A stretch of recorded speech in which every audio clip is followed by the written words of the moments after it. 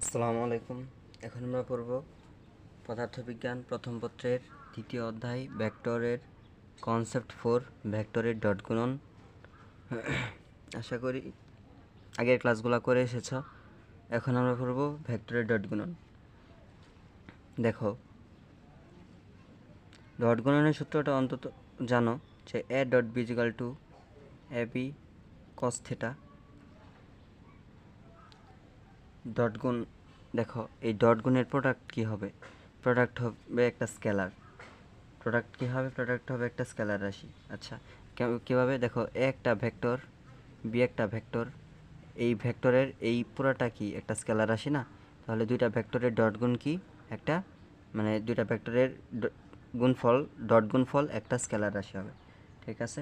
এখন যদি আমরা এখান থেকে একটা, মানে ডট গুণফল কিসের উপর নির্ভর করে? অবশ্যই এই থিটাটার উপর নির্ভর করে। এখন আমরা যদি কস থিটার মান বের করতে চাই তাহলে কি হবে, বা থিটার মান যদি বের করতে চাই, কস থিটার মান বের করতে গেলে আমাদের হবে যে এখানে এ বি আছে, এ বি গুণ অবস্থায় এ পাশে নিয়ে আসলে ভাগ হয়ে যাবে A dot B by A B কি জানো? এ বি হচ্ছে এ এর মান আর বি ভেক্টরের মান, এ ভেক্টরের মান আর বি ভেক্টরের মান। আর যদি থিটার মান বের করতে যাই তাহলে কি হবে? Cos inverse A dot B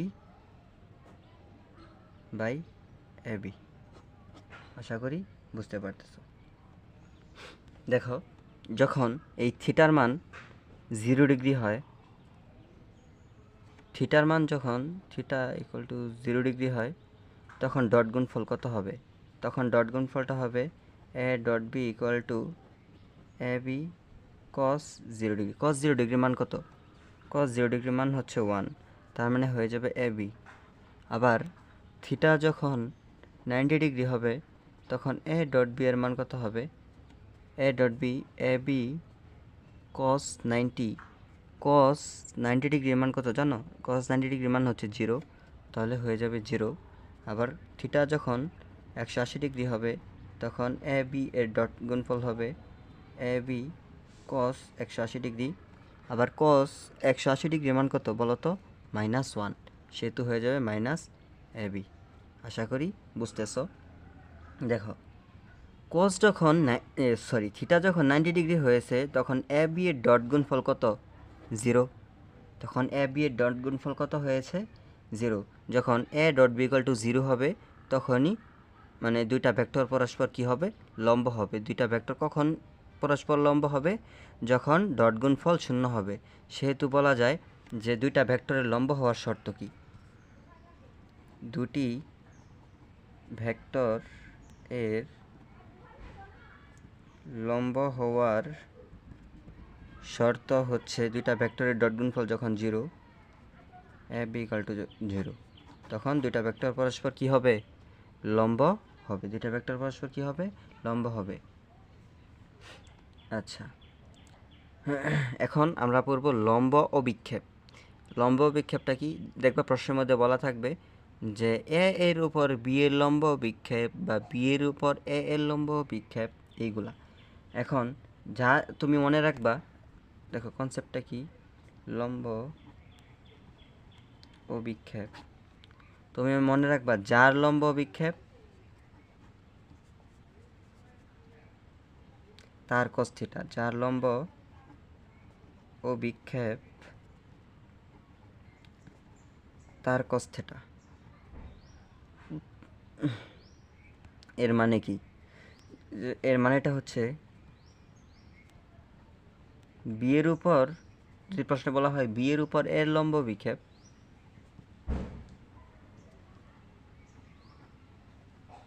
তাহলে কি হবে? দেখো, কার লম্ব বিক্ষেপ বলেছে? যার লম্ব বিক্ষেপ তার cos থিটা। বলেছে এ এর লম্ব বিক্ষেপ, তার মানে কি? এ cos থিটা ইকুয়াল টু, এই লম্ব বিক্ষেপটা বের করা হয় ডট গুণফলের ওখান থেকেই। দেখো, A dot B equal to A B cos theta. দেখো, এ cos থিটা যদি রাখো তাহলে বিটা কি এ পাশে চলে আসবে না? A dot B by B. এখন যদি বলা হয় যে এ এর উপর বি এর লম্ব অভিক্ষেপ, তুমি এটা নিজে করবা। ঠিক আছে? আমাদের কনসেপ্ট এই পর্যন্ত। এখন এই কনসেপ্টের উপর আমরা কিছু কি করব, ম্যাথ করব। দেখো আমাদের প্রথমে দেওয়া আছে যে যদি একটা ভেক্টর এ ইকুয়াল টু কি আই ক্যাপ এবং বি ভেক্টর হচ্ছে জে মাইনাস কে ক্যাপ হয়, তবে এ ভেক্টর এবং বি ভেক্টরের মধ্যবর্তী কোণ কত? একটা ভেক্টর, আচ্ছা দুইটা ভেক্টরের মধ্যবর্তী কোণ কীভাবে নির্ণয় করা হয়? যদি প্রশ্নে দেওয়া থাকে যে দুইটা ভেক্টরের মধ্যবর্তী কোণ বের করো, তাহলে তুমি ডট গুণফলের ম্যাথ দিয়েই করবা, কারণ ডট গুণফলের ম্যাথ দিয়ে করলে দুইটা ভেক্টরের মধ্যবর্তী কোণ বের করতে সহজ। যদি তুমি মনে করো ক্রস গুণফল দিয়ে করো, তাহলে তোমার আবার মনে করো ওই নির্ণায়ক দিয়ে করতে হবে। এত কঠিন করে করার কোনো দরকার নেই। এখন আমরা কিভাবে করব? দুইটা ভেক্টরের মধ্যবর্তী গুণফল, এই মধ্যবর্তী কোণ একটা লিখবা A dot B equal to কি এ বি কস থেটা। এখন আমরা কী বের করব? থেটার মান বের করব। আচ্ছা, cos theta is equal to A dot B by A B. Theta is equal to কি cos inverse A dot B by A B. এখন এ ডট বির মান বের করো, sorry A dot B equal to, দেখো I cap into J cap minus K cap. এখন এখানে কি আয়ের কোনো আই কার সাথে গুণ করবা? এখানে আয়ের তো কোনো সহগই নেই, তার মানে আয়ের সাথে কি আছে? জিরো আছে। তার মানে জিরো প্লাস জে, এখানে জে আছে, এখানে কি জে আছে? জে নেই, তার মানে জে জিরো। এখানে কি আছে? এখানে কি কে আছে? এখানে কে নেই, তার মানে এটাও জিরো। তার মানে কি A dot B equal to zero. সেহেতু cos inverse zero by something যাই হোক আর কি, সেহেতু কজ ইনভার্স জিরোই হবে। কজ ইনভার্স জিরো এর মান কত? কজ ইনভার্স জিরো হবে 90 ডিগ্রি। 90 ডিগ্রির মান কি? Cause inverse zero. সেহেতু উত্তর হয়ে যাবে কি 90 ডিগ্রি। দেখো আবার এ ভেক্টরের মান দুইটা ভেক্টরের পরস্পর পর লম্ব হবে। দেখো দুইটা ভেক্টরের লম্ব কি হবে কি হবে না তা নির্ভর করে দুইটা ভেক্টরের কিসের উপর? ডট গুণফলের উপর। তা নির্ভর করে কিসের উপর? দুইটা ভেক্টর ডট গুণফলের উপর। দুইটা ভেক্টরের ডট গুণফল যদি জিরো হয় তাহলে তারা পরস্পর লম্ব হবে। তাহলে শর্তটা কি? শর্ত হচ্ছে যদি এই দুইটা vector 2i cap plus A J minus K into 4i cap minus 2j minus 2k cap equal to zero হয়। এখন দেখো ডট গুণফল কীভাবে বের করে? এই শুধু আয়ের সহগের সাথে আয়ের সহগ গুণ, 4 দুগুণে 8, প্লাসে মাইনাসে মাইনাস, জে সহগের সাথে জে সহগ গুণ মাইনাস 2a, আর কে এর সাথে কে সহগের গুণ। দেখো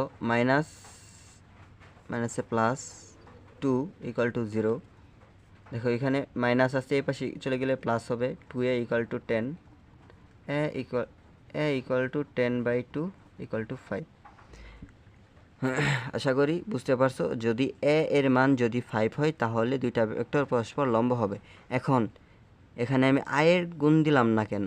দেখো ডট গুণফলের ক্ষেত্রে আমরা কি জানি? ডট গুণফলে হচ্ছে A dot B is equal to A B cos theta. এখন কস থেটার মান যদি 0 ডিগ্রি হয় তাহলে হবে এ বি, আর যদি 90 ডিগ্রি হয় তাহলে হবে জিরো, আর যদি 180 ডিগ্রি হয় তাহলে হবে মাইনাস এ বি, তাই না? এখন আমরা দেখো একটা সার্কেল জানি I J K, I cap J cap K cap, এটা হচ্ছে একক ভেক্টরের। যদি মনে করো যে ক্লকওয়াইজ ঘুরে তাহলে এদের গুণফল পজিটিভ হবে, আর যদি বিপরীত দিকে ঘুরে তাহলে কি হবে? নেগেটিভ হবে। আবার একটা ভেক্টর থেকে আরেকটা ভেক্টর মানে আই ক্যাপ আর জে ক্যাপের মধ্যবর্তী কোণ 90 ডিগ্রি, জে ক্যাপ আর কে ক্যাপের মধ্যবর্তী কোণ 90 ডিগ্রি, আর কে ক্যাপ থেকে আই ক্যাপের মধ্যবর্তী কোণ 90 ডিগ্রি।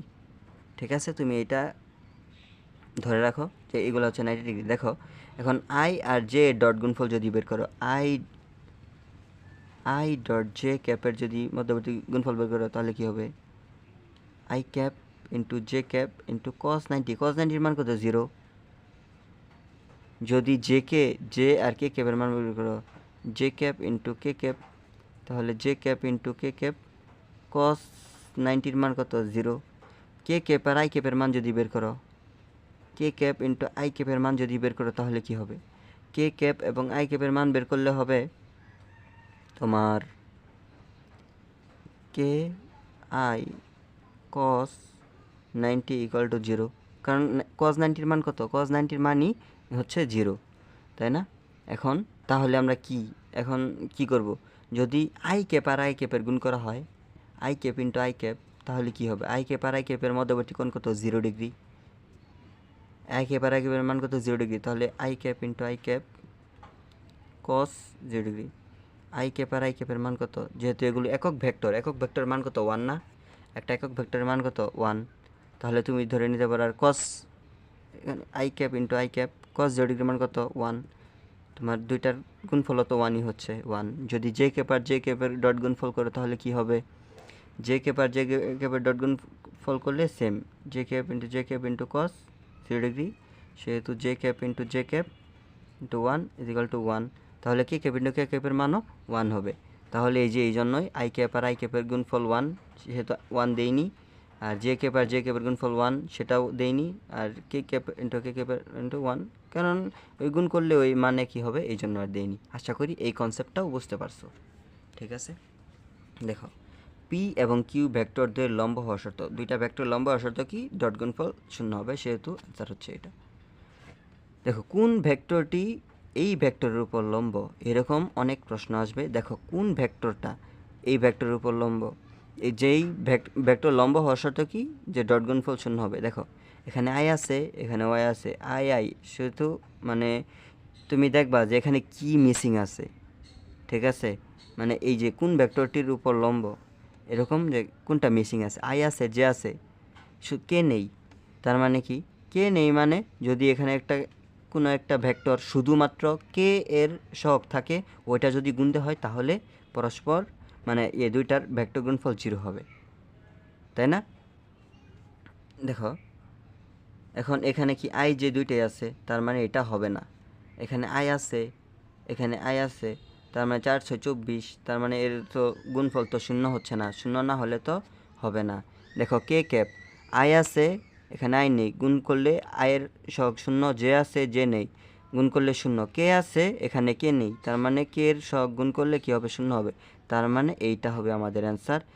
দেখো যে আছে, আই আছে, আয়ের সহগ নেই, তার মানে 0, যে আছে, যে এর সহগ আছে, 4 দুগুণে 8 হয়ে যাবে, তার মানে যেহেতু ডট গুণফল 0 না, তার মানে এরা পরস্পর লম্ব না। শুধু এই যে 5কে এটাই যদি গুণ করো তাহলে এই ভেক্টরটা এই ভেক্টরের উপর লম্ব হবে।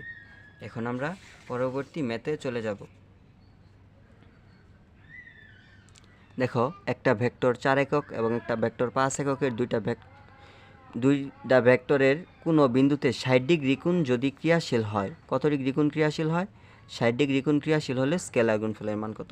দেখো দুইটা ভেক্টর, একটা ভেক্টর ধরো এ, একটা ভেক্টর ধরো বি, এই দুইটা ভেক্টরের ডট গুণফল কত, দুইটা ভেক্টরের মধ্যবর্তী কোণ কত, 60 ডিগ্রি, তাহলে আমরা লিখব এ বি কস থিটা, আগে লিখো। এখন এ এর মান দিয়ে দিয়েছে 4, বি এর মান দিয়ে দিয়েছে কত 5, আর কস 60 ডিগ্রি, কস 60-র মান কত, কস 60-র মান হবে হাফ, তুমি লিখো 4 ইন্টু 5 ইন্টু হাফ, 4 2 5 দুগুণে 10 একক, এটাই হচ্ছে অ্যান্সার। আশা করি এই টপিকটাও বুঝতে পারছো। এইগুলার বাহিরে মানে আসার চান্স নাই, সবচেয়ে বেশি আসার চান্স হচ্ছে যে 2 নাম্বার ম্যাথটা, এ ভেক্টরের মান কি হলে পরস্পর লম্ব হবে, এইটা আসার সম্ভাবনা সবচেয়ে বেশি, ঠিক আছে? আশা করি বুঝতে পারছো এই টপিকটা। ইনশাল্লাহ তোমরা শুধু মানে ক্লাস করে যাও এবং এই টপিকগুলোর উপর এমসিকিউ সলভ করে যাও, সফলতা আসবেই ইনশাল্লাহ, ঠিক আছে? আসসালামু আলাইকুম।